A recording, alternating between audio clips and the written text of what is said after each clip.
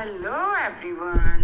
आज मैं आप सबको अपने गेम के साथ साथ एक मज़ेदार कहानी भी सुनाती हूँ जिसका नाम है जादुई चश्मा। बहुत पहले की बात है, एक हरे भरे पहाड़ी गांव में सोमेश जी अपने पोते आरव के साथ रहते थे। वे गांव के सबसे समझदार बुजुर्ग माने जाते थे। लोग अपनी शिकायतें उनके पास लाते और वे मुस्कुराकर उनका हल निकाल देते। आरव अभी सिर्फ 12 साल का था, थोड़ा सा नटखट, लेकिन अंदर बहुत कुछ जानना था। एक दिन आरव स्कूल से घर लौटा तो उसका चेहरा उतरा हुआ था।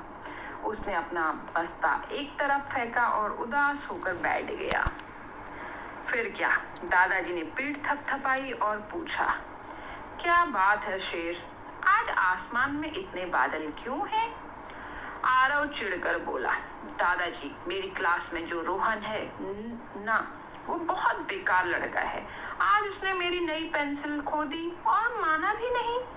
और जो हमारी क्लास मॉनिटर है वो हमेशा दूसरों की कमियां निकालती रहती है।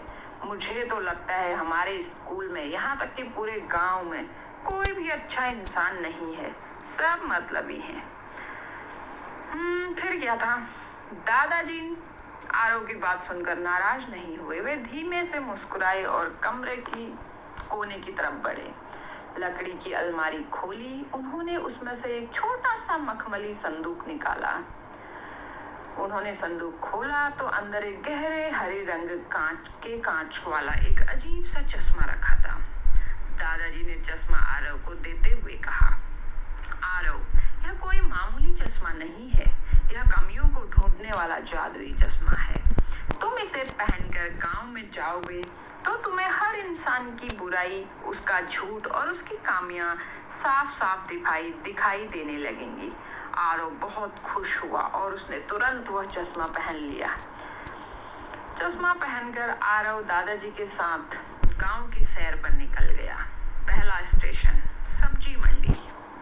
आरव ने देखा कि सब्जी बेचने वाले रामू काका तोलते समय तराजू के नीचे एक छोटा सा चुंबक लगा रखे हैं।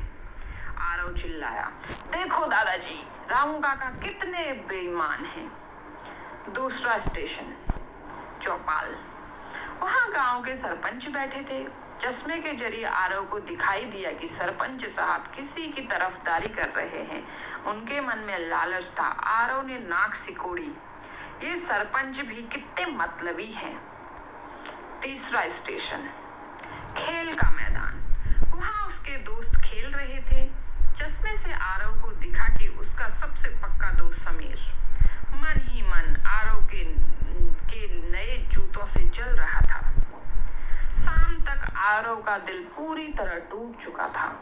वह घर लौटा और चश्मा उतार कर बोला, दादाजी, आपने सही कहा, इस चश्मे ने सबका सच दिखा दिया।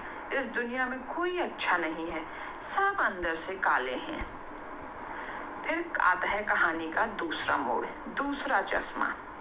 दादाजी ने आरव के सिर पर हाथ रखा और कहा, रुको बेटा, अभी खेल खत्म नहीं हुआ। उन्होंने उसी संदूक से एक और चश्मा निकाला। इस बार उसका कांच सुनहरे रंग का था। दादाजी ने कहा, आप जरा इसे पहनो, यह अच्छाई देखने वाला चश्मा है। आरव ने बिना मन वह सुनहरा चश्मा पहन लिया और दादाजी के साथ दोबारा रास्ते पर चल पड़ा।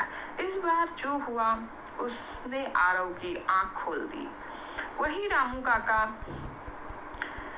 एक गरीब बुढ़िया को बिना पैसे चुपके से थोड़ा सब्जियां दे रहे थे। सरपंच साहब अपनी जेब से पैसे निकालकर गांव की पुराने स्कूल की छत ठीक करवा रहे थे और उसके बारे में कोई ढिंडोरा भी नहीं पीट रहे थे। दोस्त समीर खेल के मैदान में जब आरव गिर गया था, उसको दौड़ते हुए बचा रहा था। आरव हैरान रह गया। लोग तो वहीं थे, लेकिन नजारा पूरा बदल चुका था। दादाजी की सीख।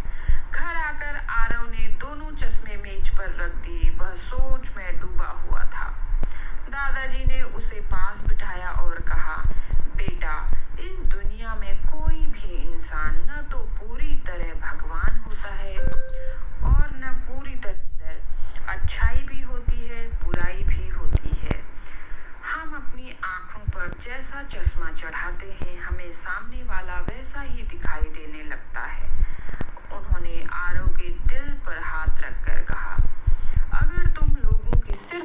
कमियां ढूंढोगे तो तुम्हें सिर्फ नफरत और उदासी मिलेगी। लेकिन अगर तुम उनके अंदर अच्छाई को देखोगे, तुम्हें हर तरफ प्यार भरोसा दिखाई देगा। चश्मा बाहर नहीं, अपने भीतर बदलो। आरव को अपनी गलती समझ आ गई। उसने मुस्कुराकर दादाजी को गले लगा लिया और तय किया कि वह हमेशा सुनहरा चश्मा यानी सकारात्मक नजरिया ही अपनाएगा। कहानी की सीख, मोरल ऑफ द स्टोरी, बच्चों के लिए हमें दूसरों की छोटी छोटी गलतियों को भूलकर उनकी अच्छाइयों पर ध्यान देना चाहिए। कोई भी इंसान हर तरीके से परफेक्ट नहीं होता। बड़ों के लिए हमारा नजरिया ही हमारी दुनिया को तय करता है। यदि हम अपने परिवार या काम की जगह पर सकारात्मक नजरिया रखेंगे तो हमें रिश्तों की कमियां नहीं बल्कि खूबसूरत तालमेल दिखाई देगा। जैसा हम सोचेंगे वैसा ही दुनिया हमारे सामने प्रकट होती। Thank you everyone. Please like